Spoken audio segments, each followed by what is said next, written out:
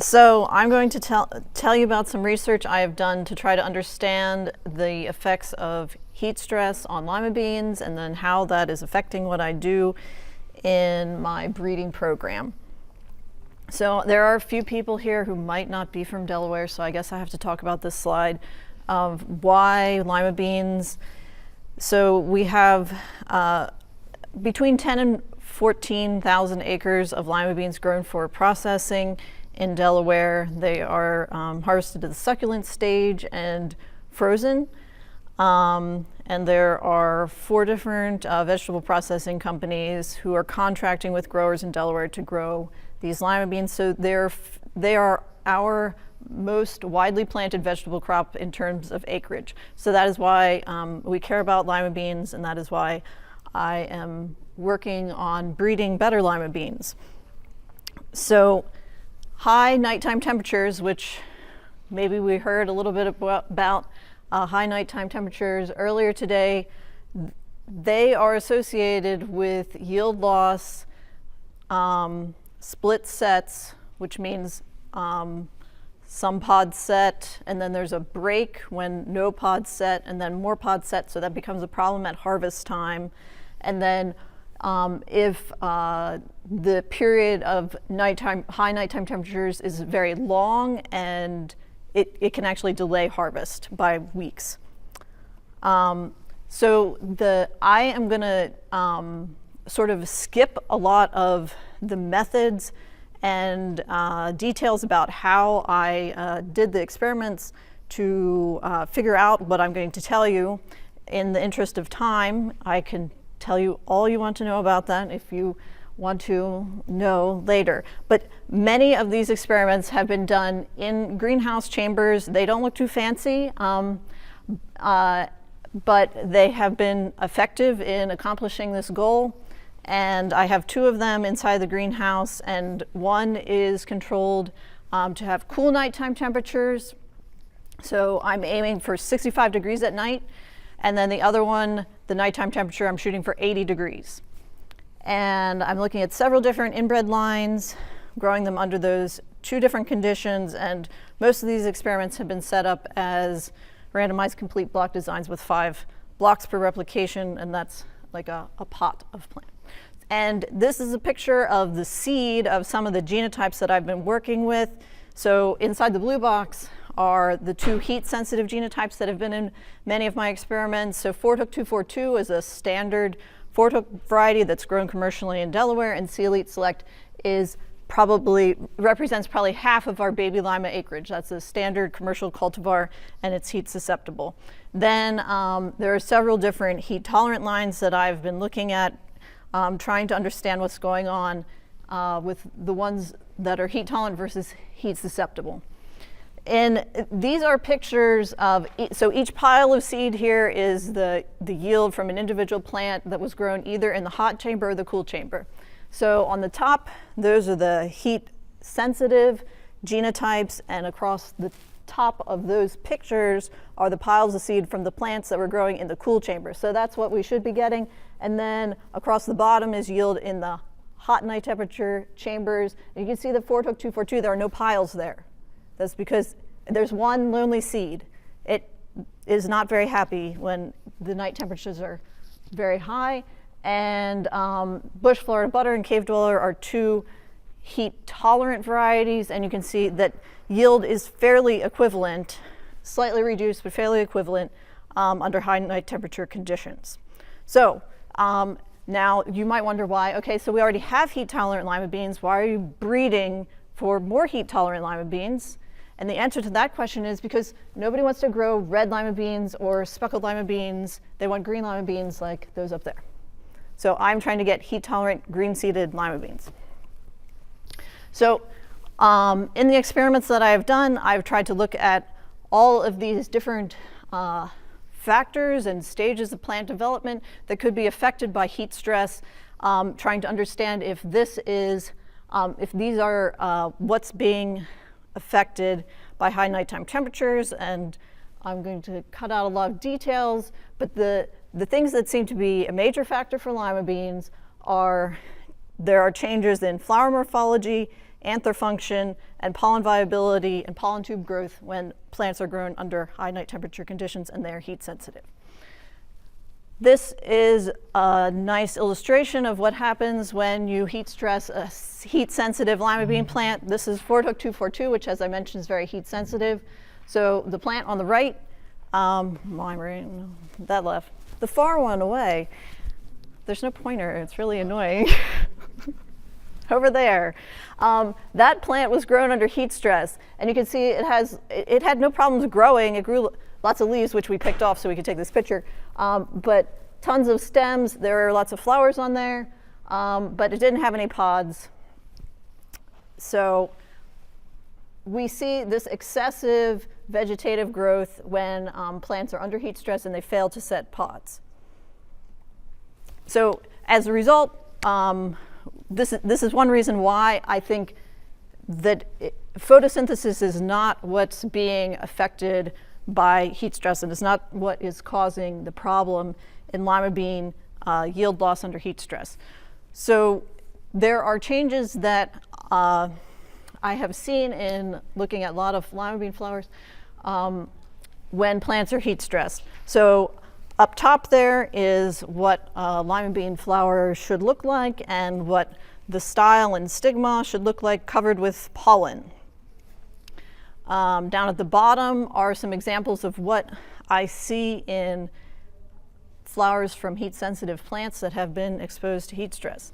So down there on the far picture, the keel is that sort of corkscrew structure, and the anthers and the stigma and style are supposed to be curled up inside of there, but under heat stress, the stigma will sometimes protrude out of the keel, and sometimes the anthers do too, and they're supposed to be inside and protected, and the anthers should be shedding pollen onto the flowers because they're self-pollinated. And then sometimes the stigma becomes deformed. In this picture over here, the tip is bent back. So these are things that could interfere with pollen getting onto the stigma and then being able to germinate and form a pollen tube and affect fertilization. And we also did a lot of counting of how much pollen was ending up on the stigma of these flowers, and we got a fairly good correlation between the number of pollen grains, which is what is across the bottom axis, and yield under heat stress, which is what is on the vertical axis. So the most heat tolerant varieties here are cypress, bush Florida butter, and G27525, and they produced, or a lot more pollen was shed onto the stigma and style. And why does the pollen not end up on the stigma and style where it should be ending up? It seems to be that it is stuck in the anthers. So these are the anthers of some different genotypes. The pictures, the far away from me pictures, are pictures under heat stress versus ones under cool night conditions. Fordhook 242 is the one that I mentioned that's very heat sensitive, and you can see that there's a lot of pollen in those anthers up there that should have been shed onto the stigma by the time I was collecting those anthers. Another issue is that the viability of the pollen of the plants under heat stress is affected.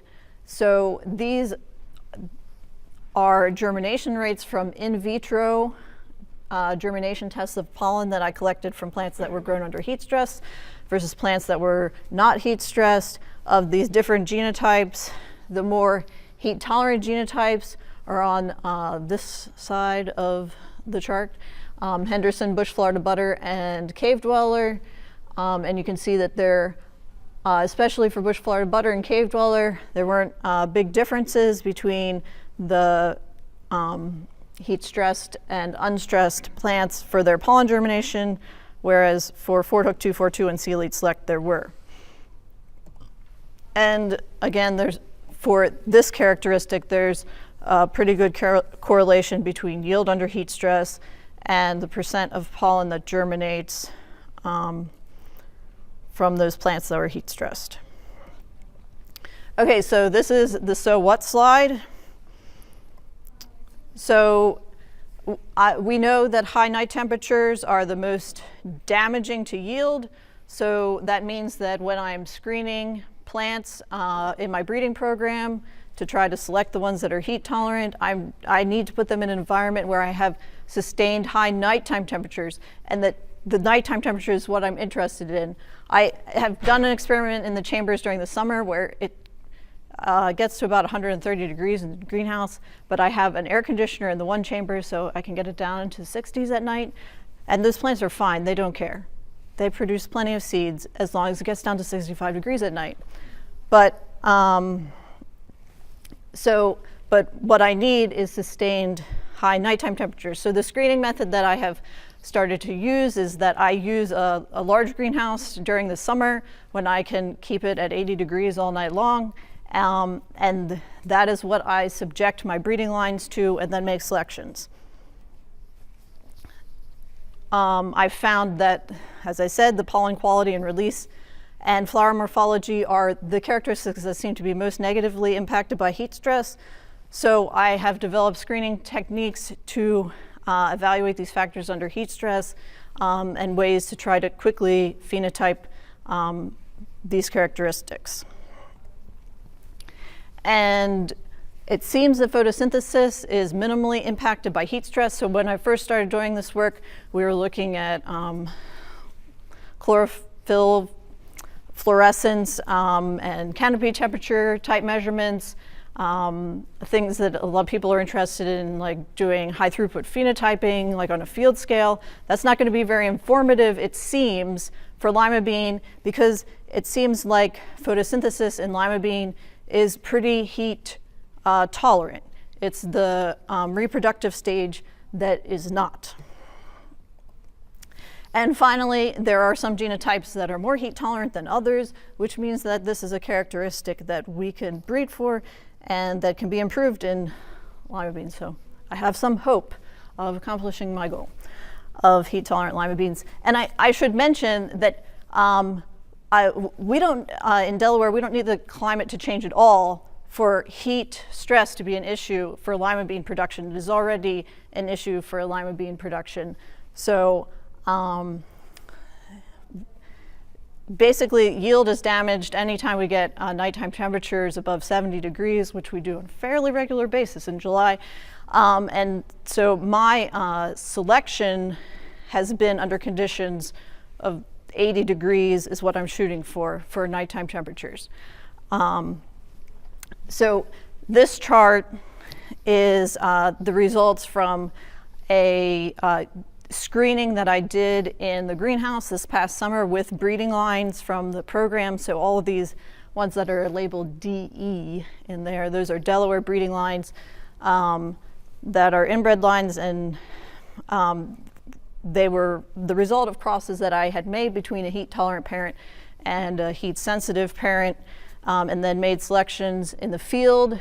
And then this was the first time that they were screened for heat tolerance. So the two axes on this chart are yield in grams per plant across the bottom, and then the vertical axis is the number of seeds per pod.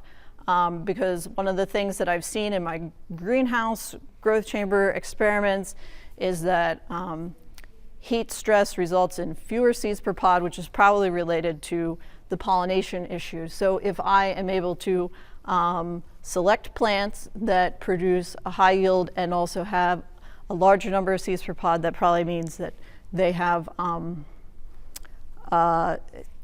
flowers that are resistant to heat stress. So these ones where the squares are colored green up here in the right are lines that I have selected out of this group.